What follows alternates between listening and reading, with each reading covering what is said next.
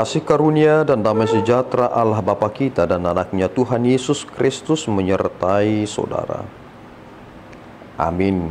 Shalom saudaraku yang terkasih, di dalam nama Tuhan Yesus Kristus senang bisa menyapa saudara di tempat saudara berada hari ini dalam dimensi yang berbeda, tetapi dalam dunia yang sama.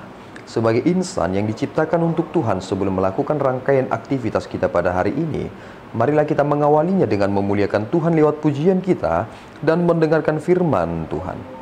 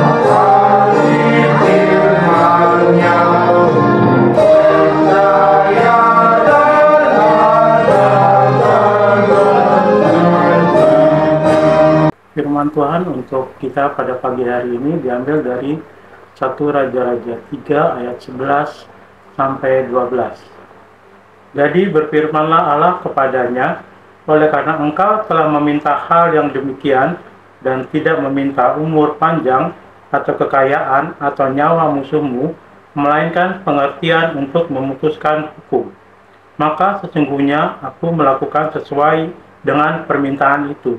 Sesungguhnya aku memberikan kepadamu hati yang penuh hikmat dan pengertian, sehingga sebelum engkau tidak ada seorang pun seperti engkau, dan sesudah engkau takkan bangkit seseorang pun seperti engkau. Demikianlah firman Tuhan untuk kita pada pagi hari ini. Saudaraku yang terkasih di dalam nama Tuhan Yesus Kristus, kita sudah sangat familiar dengan teks ini. Bahwasanya teks dari kitab 1 Raja-Raja pasal yang ketiga ini berisi tentang permintaan dari seorang raja Israel, yakni Salomo, kepada Tuhan. Dan permintaannya menjadi cita-cita kita bersama, dan itu yang kita harapkan, bahwasanya dia meminta hikmat daripada Tuhan.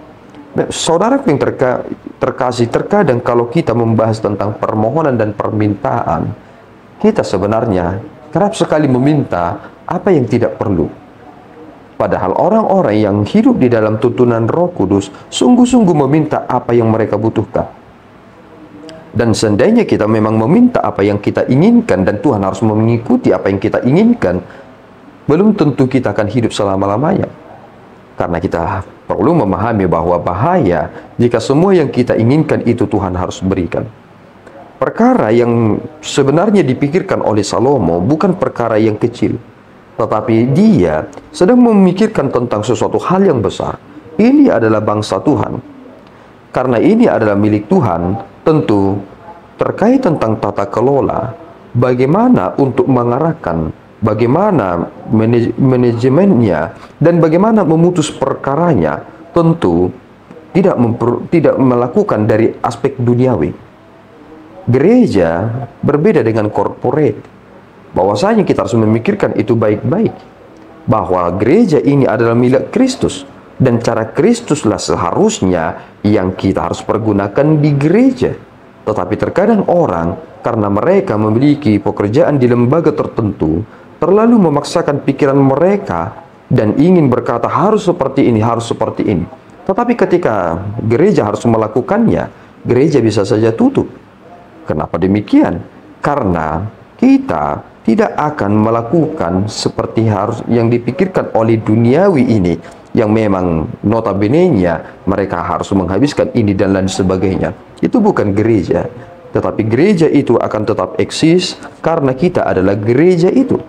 Dan kita bukan memiliki prinsip-prinsip yang ingin menghabiskan seperti yang dilakukan oleh dunia ini.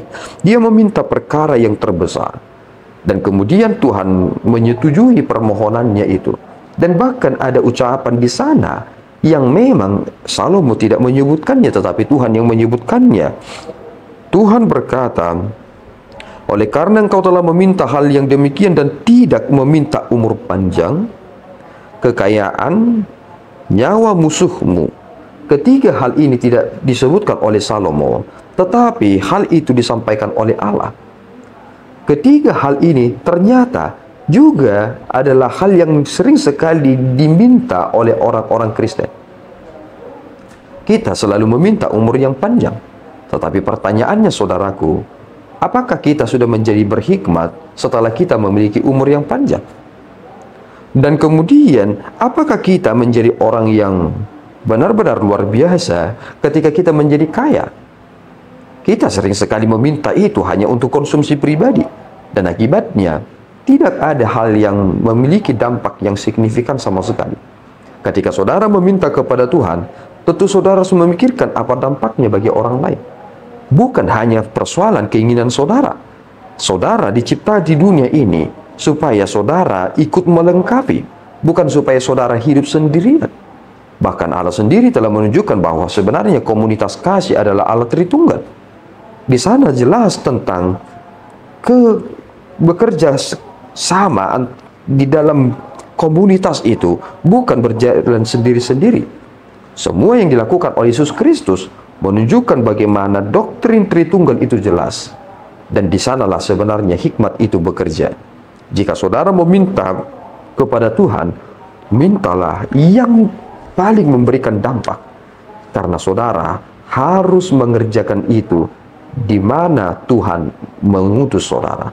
Tuhan Yesus memberkati, kita berdoa. Ya Tuhan, kami bersyukur atas berkat-Mu. Terima kasih Bapa, kami boleh belajar dari Salomo yang meminta hikmat pengertian daripada-Mu, bukan meminta umur yang panjang, kekayaan dan bahkan kematian musuh-musuhnya. Tuhan, Engkaulah yang memberikan yang terbaik bagi kami, karena kami di dalam keberdosaan kami tidak mampu untuk meminta apa yang kami butuhkan, karena kami sendiri gagal mengenal diri kami. Tolong kami Bapa, ampuni dosa kami, penuhilah kami dengan hikmat yang daripada-Mu, sehingga kami boleh hidup seperti Kristus. Di dalam Yesus kami telah berdoa dan mengucap syukur. Anugerah Tuhan kita Yesus Kristus, kasih setia Allah Bapa kita dan persekutuan Roh Kudus menyertai saudara. Amin. Tuhan Yesus memberkati.